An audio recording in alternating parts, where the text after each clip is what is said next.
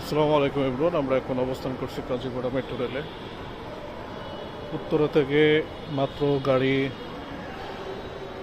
কাজীপাড়া এসে থামলো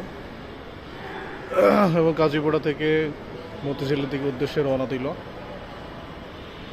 এবং আমরা দেখতে পাচ্ছি স্টেশনটা খুব দারুণ, খুব অসাধারণ করছে স্টেশনটা।